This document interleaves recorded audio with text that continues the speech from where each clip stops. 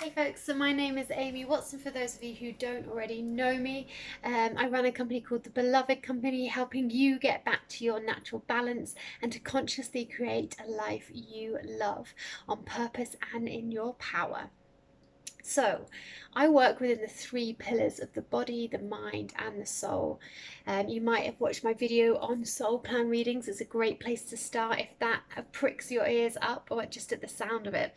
But today I want to talk about mindset. I want to talk about the mind. And I'm going to look at it maybe in a way that you haven't heard before. It's a step deeper because. What just came to my mind is I studied at university philosophy, politics, economics, and everyone said to me, "Are you mad? Why are you studying three?" And you know what? Bizarrely, studying three actually made each one easier because I had the depth and the context of the other two to kind of bolster each of those subjects. And also I could see through each interconnected lens, and that's how I feel. This is literally just dropped in now, crazy. And then that's how I feel about mind, body, soul, that each one is so interconnected, so enmeshed, so interwoven into the other, and the purpose they play cannot happen separately. And so, oftentimes, when we talk about mindset, we think about things like positive affirmations, the law of attraction, working with changing your beliefs. And all of this is great and it is helpful. You know, the thoughts you have, if any of you guys follow Esther Hicks or the work of Esther and Jeremy Hicks, and those channeled readings, you know, what you think about absolutely creates your reality. You know, it comes from thought, word, action. It's the first vibrational imprint that you make to bring something from the non-manifest to the manifest. But our conscious thoughts can only go as far as the limits of our deeper beliefs. And here is the all important fact is we do not know what we don't know. The subconscious mind runs 80% of the show and it's unconscious. We don't know what programs are running there. Why don't we know what programs are running there? This is not a default. This is not some kind of cock up in the way that we work. No, it's because stuff gets automated. You know, same as your computer. You're not seeing all of the coding coming up as you're, you know, just doing the operations that you need, the processes, using the programs, the functions that you require.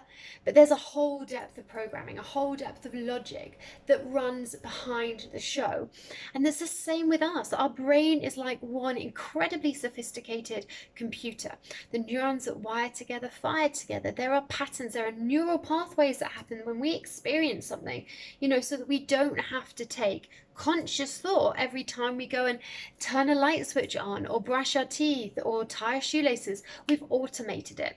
And so thank goodness that that happens. You know, let's first start from a place of real gratitude. And yet it can be the very thing that keeps us limited in terms of realizing our full potential. You know, we may stay realizing just 2% of what we are capable of achieving. And for me, there was a step that really changed it. I was doing all of this work, you know. I set the very naive intention at the beginning of my spiritual journey, for want of a better word, you know, that kind of real dark night of the soul awakening for me, big change, transition point in my life. And I remember writing to a woman who's a great friend now. She's a healer, she's a massage therapist, she's a money coach. She has a very profound understanding of energy, and she's, you know, one of those constant kind of personal development junkies. She loves to learn and she knows so much, and I value her opinion so much. And I remember writing to her and I said, I just want to make everything that's unconscious conscious. And this came from a place that I could not understand why shit had happened in my life. I was like, why is this happening to me? You know, I can't point the finger at what's happening outside of me because it doesn't make any sense. I can't understand that. I can start to figure out what's going on in here. how do I do that? And so the beginning of that, was a journey into the body. I learned to teach yoga and the meditation. And a lot of it was, stepping back into witness mode, building up awareness, crucial first step, building up awareness to understand what you're actually thinking. So you are the one watching, not the thoughts themselves. It's like that analogy of sitting on the riverbank, and the river is the constant stream of thousands of thoughts that we have every single day, and you're the one that's watching. Without that process of watching, there's no awareness of what the scripts are, of what you're saying to yourself, of any of it, really. So the first step is really to build that awareness through meditation, through building mindfulness. But when we really want to facilitate great change, as I said that, it was 5:55. Did you notice that? It's a number of transformation.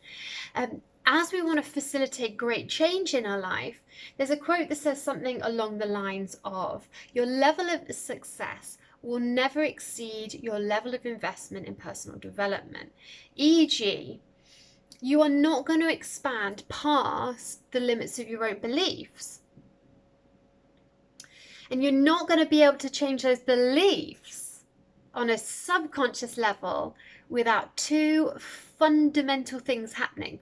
One, finding the awareness as to what the belief is. And there's surface level programs that are sometimes easier to find, but they're deeper ones that come from,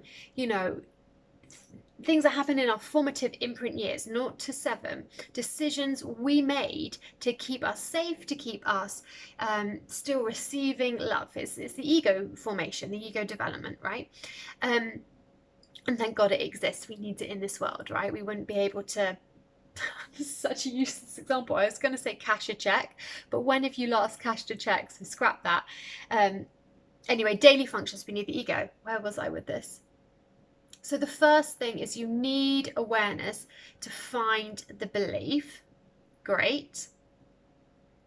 And then the second thing is you need to understand why it's showing up and learn the lesson from a soul perspective so that it doesn't keep showing up. This was mega for me.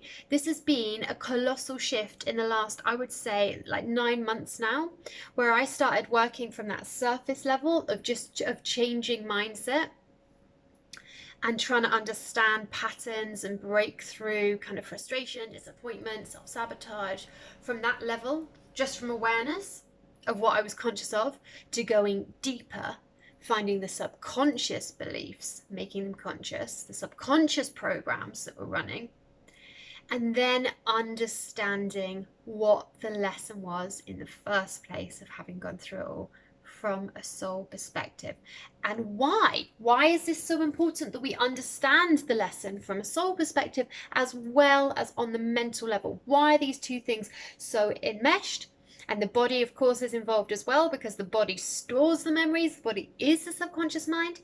Well, because our soul is here to expand, to learn lessons and to grow. And if we haven't learned the lesson, it's going to keep showing up for us. It's going to keep showing up for us.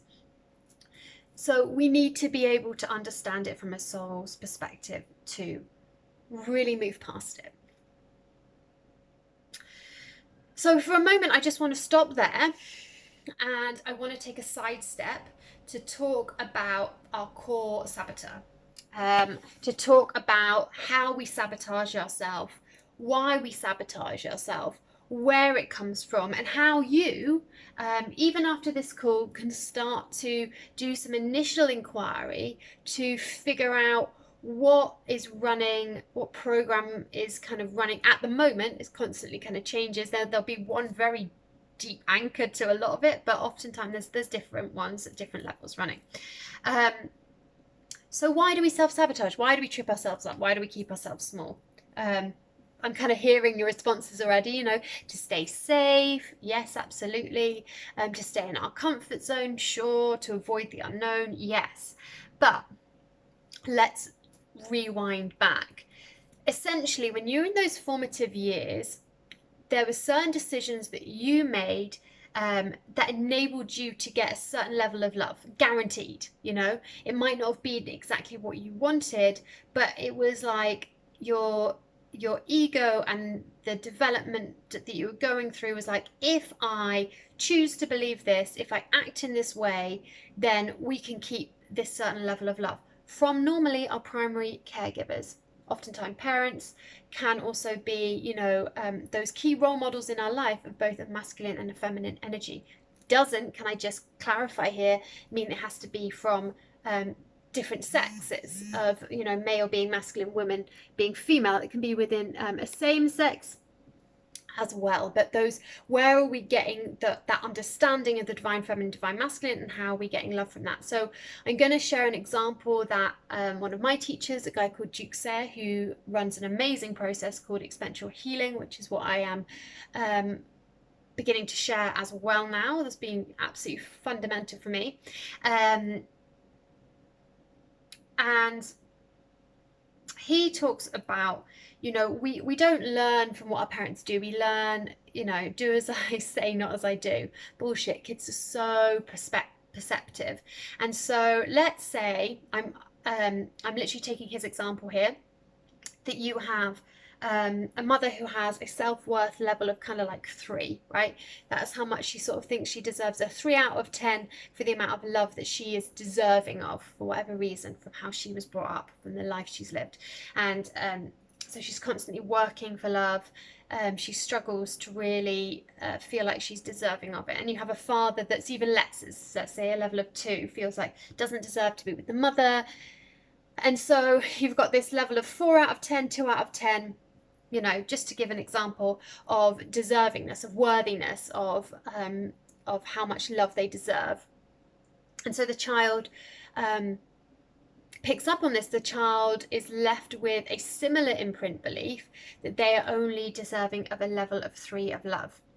And if they, you know, if they accept that, then that's guaranteed. They can get that from their parents. They know that's safe. That is, I mean, the word is a guarantee almost, right?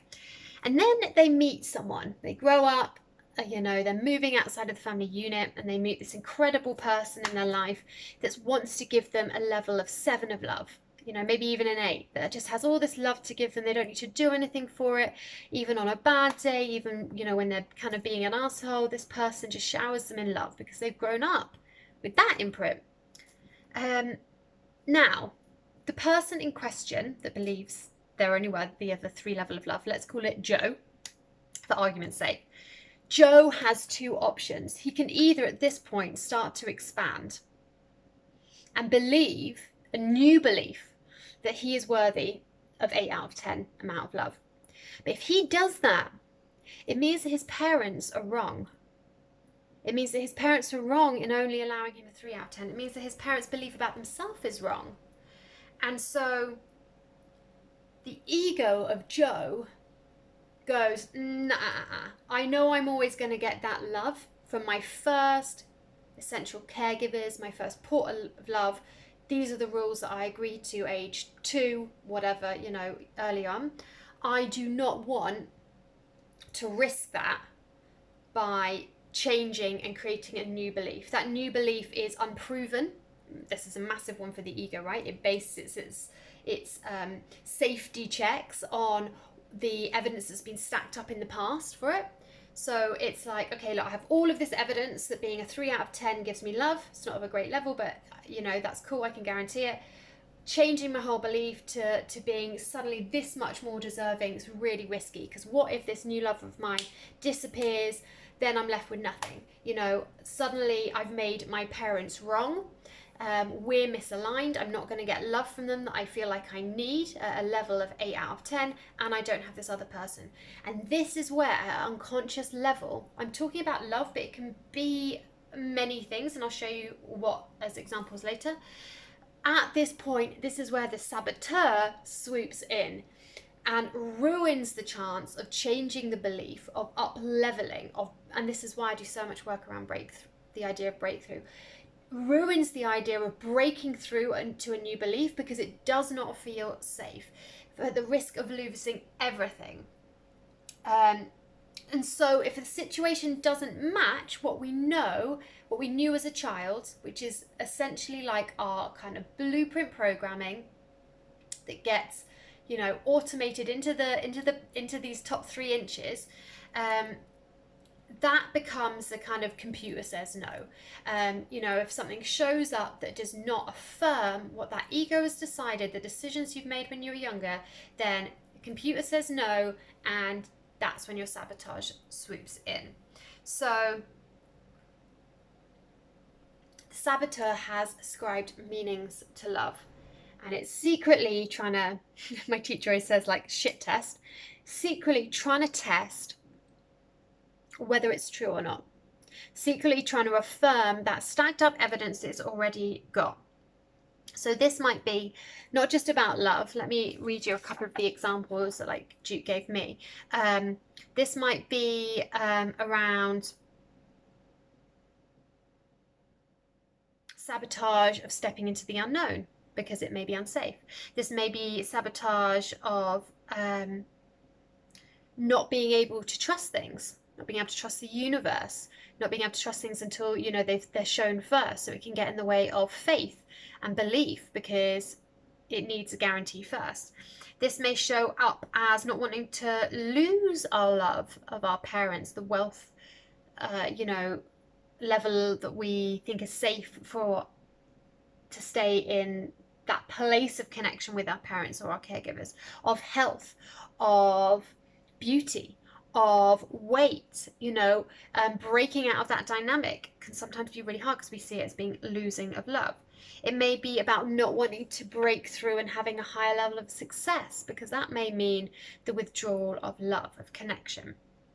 It may be a sabotage of not wanting to find out that we're not enough, because there's a deep fear that, there's something wrong with us. There's something, we didn't get the level of love we wanted when we were young because there was something wrong with us. And so our ego is staying out of situations of colossal success, because what if it goes the other way? What if, in fact, it proves to you that you are, in fact, not enough?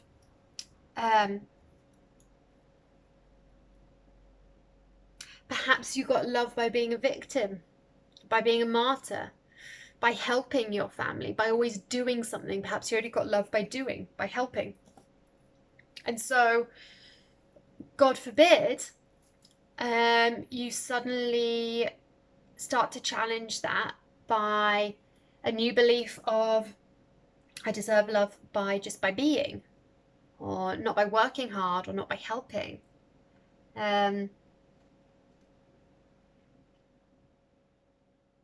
Perhaps it's a fear of finding out we're not the person we thought we were, the person that we've played an image of or adapted to within the family dynamic. Perhaps we're scared to find out that we're not that person, we're not a good person as a result. So there's all of these ascribed meanings to love, and I hope you can understand that that is really what steps in the way. And when we can understand that is at play, then we can start to move past it. So, for example, you can start to inquire as to like what pattern keeps showing up in your life.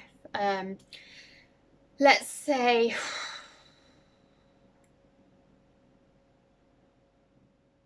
it's a pattern of getting angry, of always finding yourself really triggered by people, and people always showing up in your world that don't acknowledge you.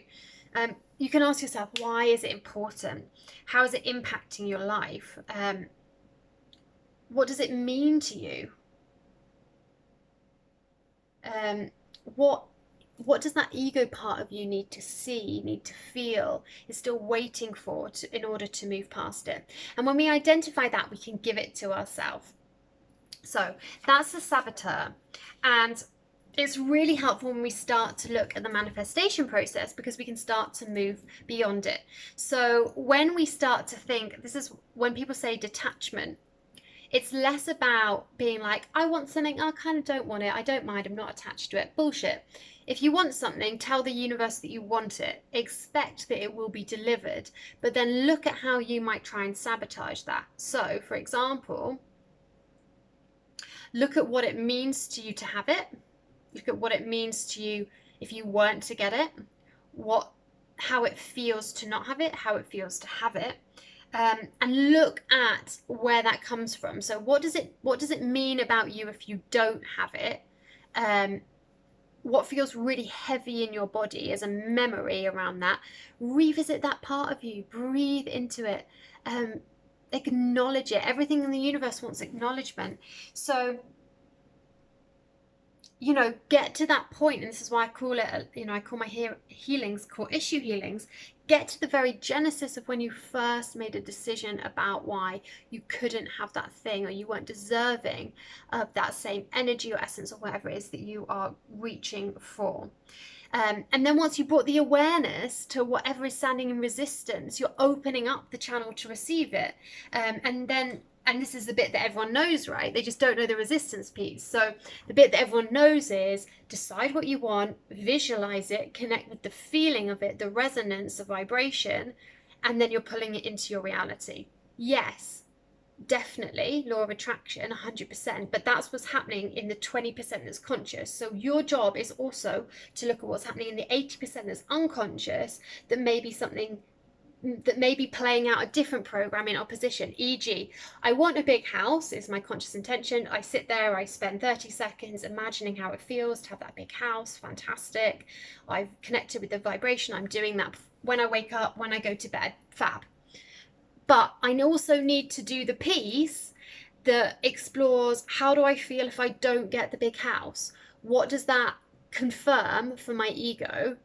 What does that confirm to my saboteur, its greatest fear, or what it needs, a belief that needs to let go of, a decision it needs to let go of? For example, if I get a big house, I've managed to be successful without working hard, and that makes my parents wrong because they've always been hard grafters. They've always hustled, and that's the way that I was taught, it meant to be a good person, or a way that I was taught that you had to be to get material goods. So big house equals parents being wrong. Once you know that, once you bring your awareness to it, there's not a huge amount you need to do. Your awareness in and of itself is transformational, so you can let it go. And then what you do in letting it go is you've let go whatever in that, the subconscious 80% that's running is in resistance to you receiving the thing that you truly want. You're bringing yourself essentially into alignment to be able to receive it. And at the same time, you're healing. At the same time, you're expanding. At the same time, you're bringing awareness and building your consciousness and bringing what is in the subconscious into the conscious awareness. You're freeing these stuck points, these limiting beliefs that are not your truth. So I hope that helps. The last thing I want to wrap up on is a little explanation as to how my healing sessions worked based on this theory that we have to understand that what we're trying to create in our life consciously is happening on a conscious level, but there's also stuff happening on an unconscious level, and it is our job to figure out the thread that goes down into the shadow too, if we want to get to where we're going, right? To bust through, to break through those limiting beliefs. So I do a healing process. I draw on elements of soul transformation therapy, and I also do a process called experiential healing. What this does is it utilizes the knowledge of the body and the breath. It goes into, all of our memories are stored in the body. It goes into the body, into the subconscious mind as a result, and kind of like a hack of the system, we can access what those memories are that hold decisions that are in opposition to what you want to create, the limiting beliefs. We go into them, we heal them, we release them. And anyone that is involved in that scenario, that memory, that timeline, we release it across all dimensions, all timelines, for all parties involved. And most importantly, we understand what gift, what we've learned from having gone through that experience. And we take that with us.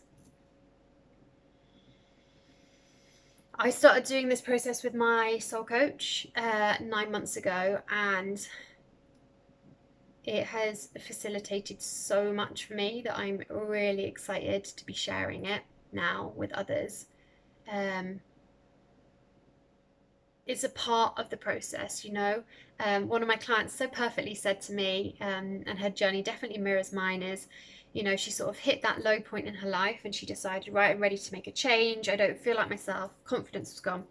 And so step one, she started working on kind of just making herself look nicer, superficial, you know, the kind of fake it till you make it. That helped a bit, but not much. Then she started looking at the physical. She cleaned up her diet. She started exercising. She improved her sleep, her hydration, you know, all those pillars of physical wellness. And she did start to feel better, but she still wasn't there. So then she was pulled towards mindset work and, you know, mindfulness and the likes of Tony Robbins and that strength of, you know, having control over your thoughts. And yet something still was missing. And the final piece, and we've started to work together on this, is the soul. Because, I mean, it's the most important connection. All of the pillars are critical, but it's the most important connection because, like I said, the soul is outside of time and space. It's in that higher dimension. It's that higher aspect for you. It's like the gamer playing Mario Kart, and you are like the avatar that's on the screen, you know. The gamer, your soul, can see the whole life, can see all of the options, opportunities, can have the insight, has all of that wealth of knowledge. And so it makes so much sense to tap into that and to see things from that perspective. And once your soul knows that you've mastered the lesson, it's a lot easier to move forward, trust me. So yeah, that's the healing work I do. Yes, it's around mindset, but it's definitely done with a deeper understanding as to how the psyche works, how it all fits together, how and what we need to do to release stuff in order to move forward. So I hope that's been helpful for you today. Any questions that come up, do let me know. If you're feeling like you just keep hitting the same brick wall with stuff, the same pattern keeps repeating for you, you're not experiencing or manifesting in your life what you really truly desire, then, you know, something's at play. Some programming is running either just below the surface or deeper, and I can take you there. We can bust through it, and you can crack on in alignment, in service, in joy, on purpose, fulfilled, you know. I just want to share it because it's been absolutely epic for me, and really fundamental. So if that calls to you, do get in touch via my website, www.thebelovedcompany.co.uk, amy@thebelovedcompany.co.uk, and we can take it from there. All right, I hope you have a beautiful rest of your day. Take care.